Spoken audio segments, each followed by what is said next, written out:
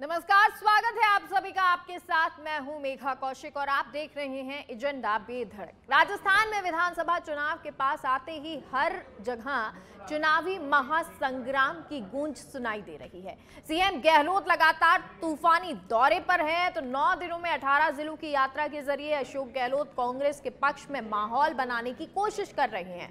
मकसद एक ही है, सरकार रिपीट कर सरकार सफलता का ताज पहने। इससे हटकर बीजेपी अभी केवल टिकटों के मंथन में जुटी हुई है। ये महामंथन चाहे दावेदारों के चयन का हो या फिर पराए हुए अपनों को जोड़ने का हो, कैसे भी हो बीजेपी इस महामंथन के जरिए राजस्थान में परिवर्तन लाना चाहती है। तो आज चर्चा इसी मुद्दे पर कि चुनावी महासंग्राम में किसे हासिल होगी राजस्थान की कुर्सी और कौन सूबे में अपनी धाक जो है वो आगे आने वाले वक्त में जमाएगा।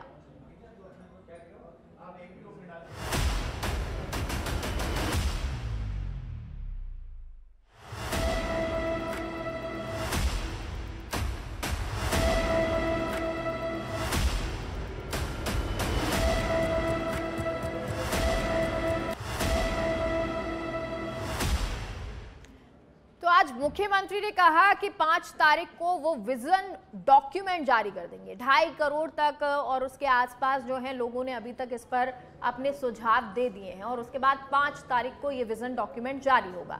दूसरी तरफ मैराथन की तस्वीरें आप बीजेपी की तरफ से देख ही रहे हैं कि कैसे लगातार आ रही हैं। अब चर्चा इस पर शुरुआत कर लेते हैं जल्दी से और आपको गेस्ट से मुखातिब करा देती हूँ। हमारे साथ विकास बारहट जी, बीजेपी प्रवक्ता जुड़ गए। बहुत बहुत स्वागत है आपका विकास जी। और प्रतिष्ठा यादव हमारे साथ कांग्रेस प्रवक्ता और मिथिलेश जामिनी जी हमारे साथ राजनीतिक विश्लेषक जुड़ गए। बहुत बहुत स्वागत है आप सभी का। विकास जी, सबसे पहले बीजेपी को लेकर आपसे ही सवाल, क्योंकि एक तरफ विजन डॉक्यूमेंट 5 तारीख को आएगा, यात्राओं का जोर अब जो है कांग्रेस में भी नजर आ रहा है, तो टिकट को लेकर मगजमारी चल रही है बीजेपी में।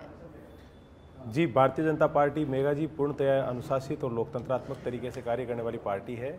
और आपने जैसा कि अब तक देखा है, हमारे यहाँ पर जो प्रस्तावित मीटिंग्स थी वो मीटिंग सभी सलीके से पूरी हुई और अब जो है उसी को लेकर सीनियर लीडरशिप जो है वो निर्णय लेने के स्तर के ऊपर काम कर रही है और जल्द ही आपके सामने संभावित उम्मीदवारों के चेहरे जो हैं वो टिकटार्थियों के रूप में सामने होंगे। लेकिन मैं मेघा जी जानना चाहता हूँ कि गहलोत साहब किस विजन डॉक्यूमेंट की बात कर रहे हैं। कल ही जो है वो आपने देखा कि एक जली हुई लाश जो है वो एक मृतका की मिलती है और अभी तक उसकी शिनाख्त तक नहीं हो पाई कि वो महिला थी कौन। उसके हत्यारों को पकड़ने की तो बात छोड़िए। उसके बाद आप देखते हैं कि आज जयपुर के अंदर 4 दीवारी का जो स्थिति आज है, 2 लोगों का एक्सीडेंट होकर एक आदमी के मर जाने के ऊपर पूरे शहर को जो है वो एक तरीके से आप देखिए किस प्रकार कानून व्यवस्था वहाँ बिगड़ी हुई है। और फिर मैं गहलोत साहब से पूछना चाहता हूँ कि एक व्यक्ति की मौत के ऊपर उन्होंने 50 लाख रुपए दिए हैं और सुनने में आ रहा है कि किसी बूथ वगैरह की भी आवंटन की उन्होंने घोषणा करी है। मैं पूछना चाहता हूं कि करीबन 7,500 के आसपास लोगों की हत्याएं 5 साल के अंदर राजस्थान में हुई है।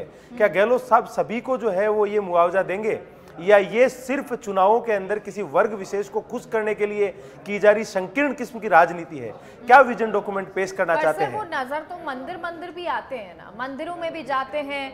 अब उप स्वास्थ्य केंद्र को क्रमोन्नत कर दिया जाता है, विद्यालयों को लेकर वो लगातार कहते हैं कि भाई इनको भी आगे बढ़ाया जाए। मंदिरों में जाना, विद्यालयों की चिंता उनको अब हो रही है जब उनकी सरकार के कुछ एक दिन बाकी बचे हैं, जब उनको विद्यालयों की चिंता हुई है मेघा जी। और मंदिर जाना तो मैं मानता हूं कि देखिए उनका कहीं ना कहीं लाजमी बनता भी है।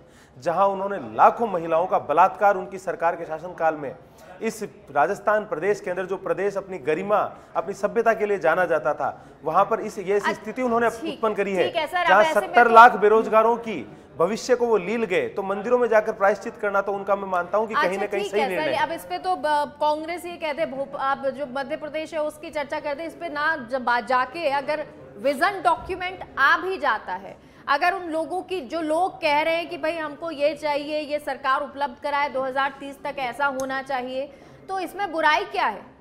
आ जाने दीजिए विजन डॉक्यूमेंट। 2023 के चुनाव में जिनका सुपड़ा साफ होने वाला है वो 2030 की चिंता कर रहे हैं। मैं कह रहा हूँ ये 2018 में जब इन्होंने सरकार बनाई तब उन्होंने क्यों नहीं लोगों से विजन डॉक्यूमेंट बनाने के लिए राय मांगी? और अगर उस राय के ऊपर ये चल के 5 साल काम करते तो मैं मानता हूँ, इनके पूर्व के प्रधानमंत्री जी के द्वारा कहा गया है कि भाई 1 रुपए में से 85 पैसा तो हमारी जेब में जाता है, 15 पैसे जनता के पास जाते हैं, तो 15 पैसे भी उस विजन डॉक्यूमेंट का ये कंप्लीट कर पाते, तो मैं मानता हूं कहीं ना कहीं राजस्थान में दोबारा मुंह दिखाने लायक तो विकास का विजन कब का देखती है सर? बीजेपी विकास का विजन देखती है मेघा जी, लेकिन बीजेपी ने वो विजन करके दिखाया है और लोगों ने बार बार विश्वास करके दिखाया है। गहलोत साहब का तो रिकॉर्ड रहा है, गहलोत साहब ने जब भी शासन किया है अगली बार उन्होंने रिकॉर्ड सीटें जो है वो हारी है। गहलोत साहब का तो रिकॉर्ड रहा है, बीजेपी का रिकॉर्ड देखिए आप कि हम पिछली बार से इस बार ज्यादा सीटों के साथ आए और इस बार फिर दोबारा ज्यादा सीटों के साथ आएंगे।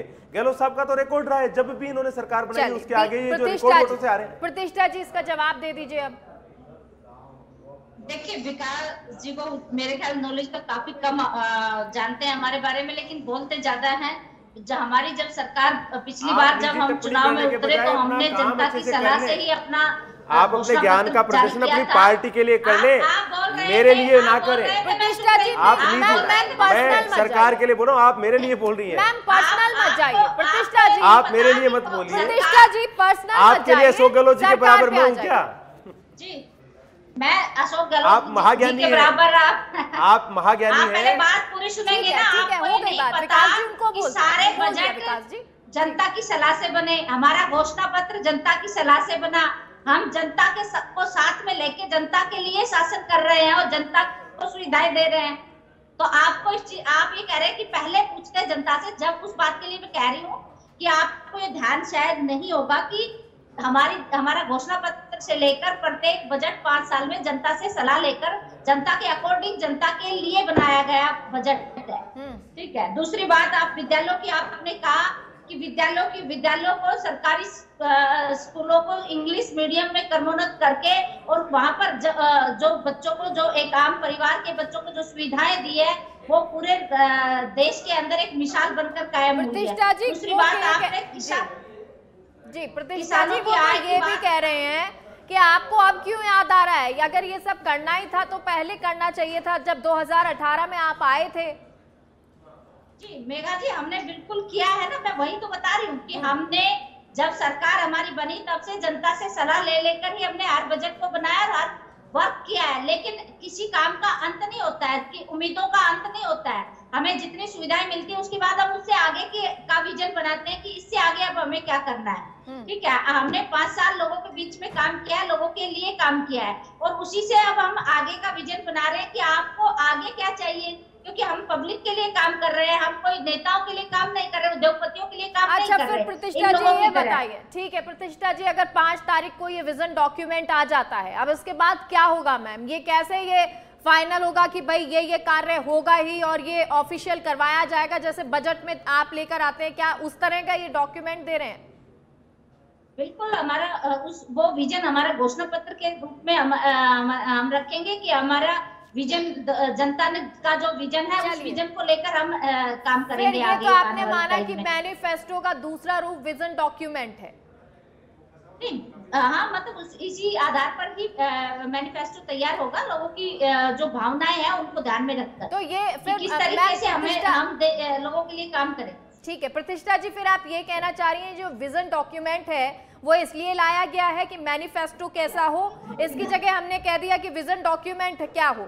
नो नहीं, विजन 2030 का है, उसमें हम ये कि राजस्थान की जनता राजस्थान को 2030 में क्या देखना चाहती है और इसके लिए ही विजन 2030 को लेके आए कि लोगों की भावनाएं आए और उसी हिसाब से सरकार बने और हम काम करें ताकि उस विजन को प्राप्त किया जा सके। ठीक है मिथिलेश जी, अब क्योंकि एक तरफ मंथन चिंतन चल रहा है, बीजेपी पर भी आएंगे, लेकिन क्योंकि दूसरी तरफ गहलोत साहब लगातार यात्राएं कर रहे हैं। जी ठीक है मैम, जल्दी से कर दीजिए, एक और गेस्ट है हमारे साथ, राजनीतिक विशेषज्ञ। जी बिल्कुल, मैं आपको ये बताऊं कि विकास जी, दूसरा बात, राजस्थान की महिलाओं की बहुत बड़ी चिंता कर रहे थे, लेकिन मणिपुर भी इस देश का हिस्सा है, वहाँ की बहनों के साथ क्या हो रहा है वो पाप आप कैसे धोते? अरे राजस्थान तो संभल नहीं रहा, चिंता मणिपुर के कर रहे हो। जो मणिपुर में हुआ वो बांसवाड़ा में हुआ, मणिपुर में हुआ वो बांसवाड़ा में हुआ। आप मणिपुर की जिम्मेदारी लेके बैठे हैं क्या?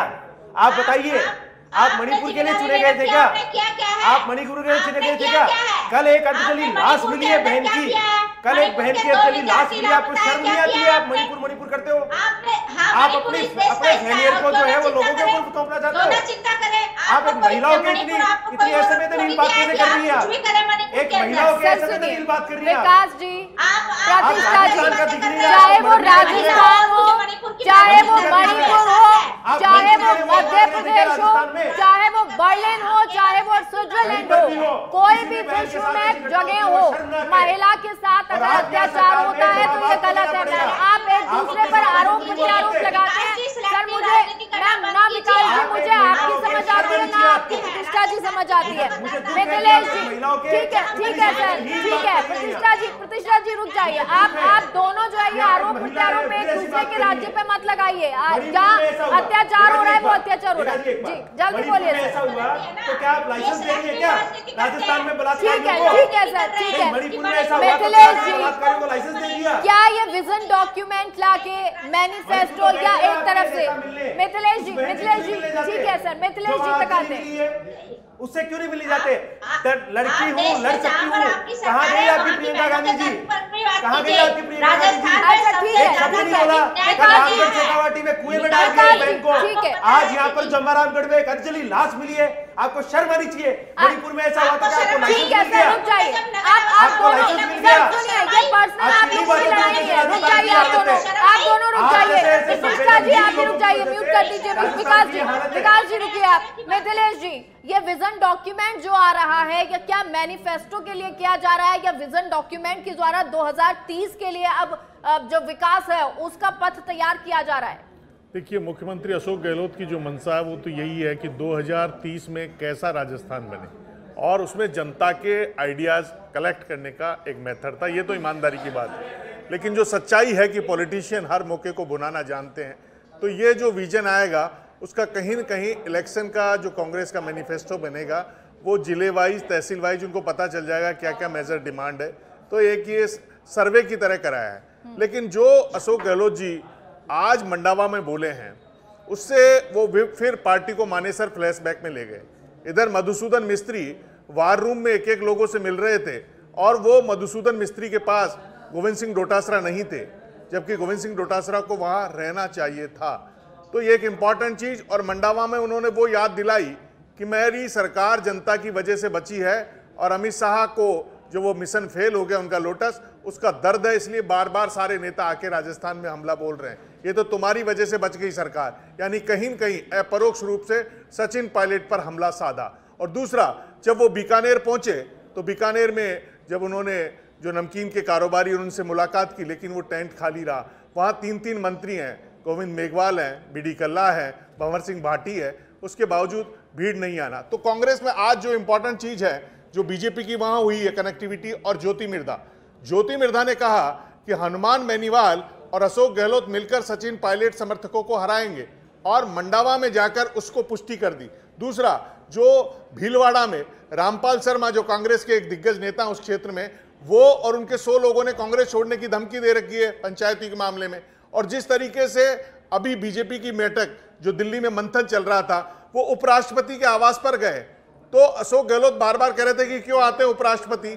तो कहीं न कहीं बीजेपी उस मुद्दे को भुनाना चाहती है कि एक किसान का बेटा जो झुंझुनू के किठाना गांव में पैदा हुआ और अपनी योग्यता से उपराष्ट्रपति बन गया, वो बार बार अपने घर आता है, तो उसके पेट में दर्द क्यों है। तो उस मुद्दे को भुनाकर जो किसान कम्युनिटी है उसको कहीं न कहीं ज्योति मिर्धा का हमला और ये हमला। और देखिए, जब से अमित शाह और मोदी सेलेक्टर है, मोदी ही कप्तान है, वो इमेज तो बन चुकी है। लेकिन जो ही अमित शाह की मीटिंग आई उसके बाद फलोदी सट्टा बाजार में बीजेपी की 4-5 सीटें और बढ़ गई है।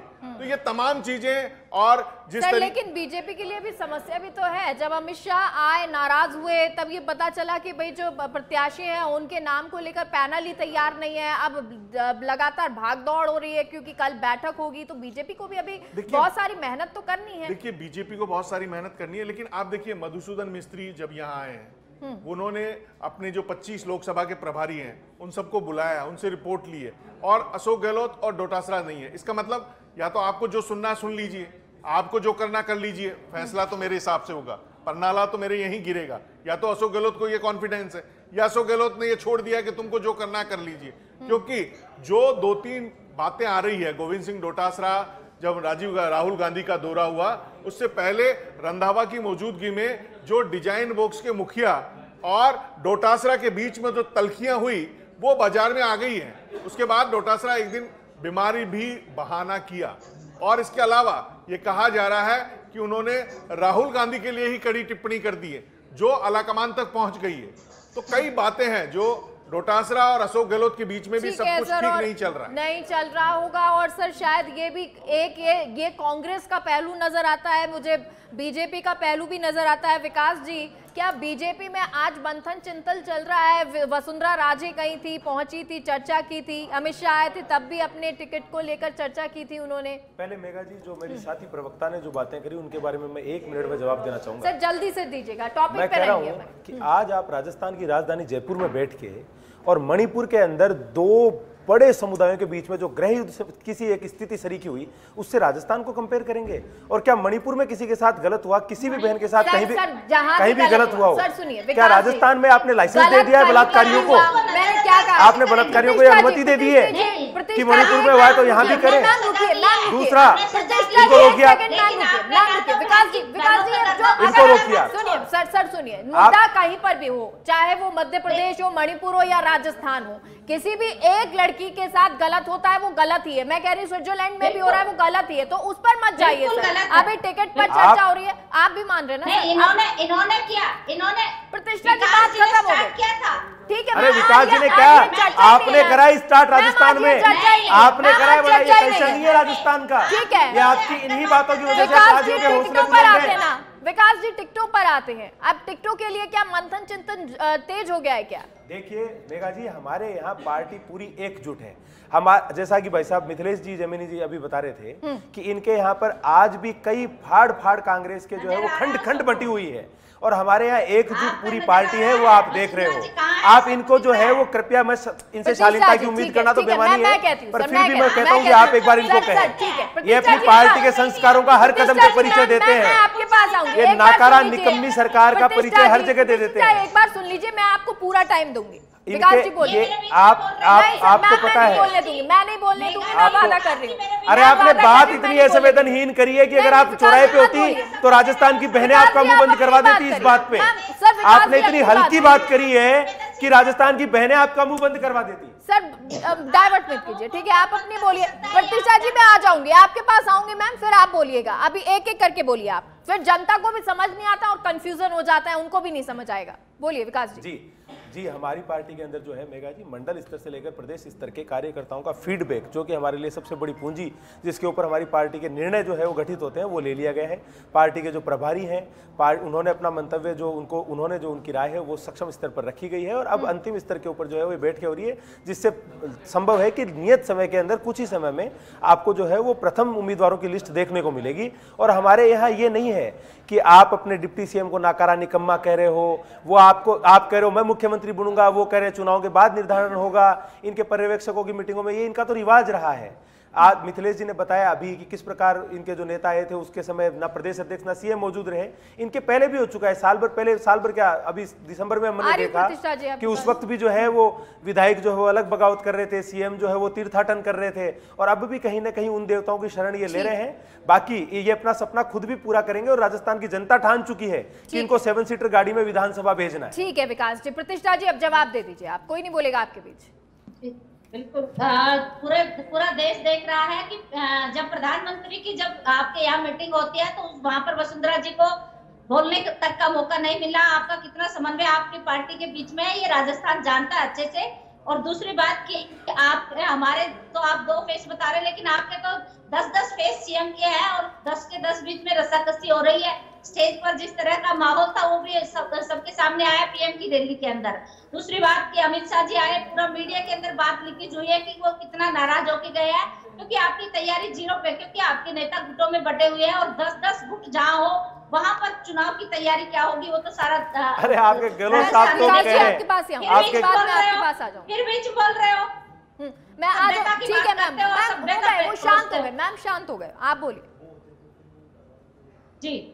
तो कैसा माहौल है बीजेपी के अंदर, ये पूरा देश देख रहा है किस तरह से केवल 2 लोगों के डंडे से चल रही है। जल्दी खत्म कीजिएगा, टाइम कम है। जब डंडों के बाहर हो जाता है, क्योंकि आप शोषण से बहुत लंबे टाइम तक किसी को दबा के नहीं रख सकते। वसुंधरा जी ने क्लियर कर दिया कि मैं राजस्थान के अंदर रहूंगी, मुझे राजस्थान से बाहर कोई नहीं कर सकता।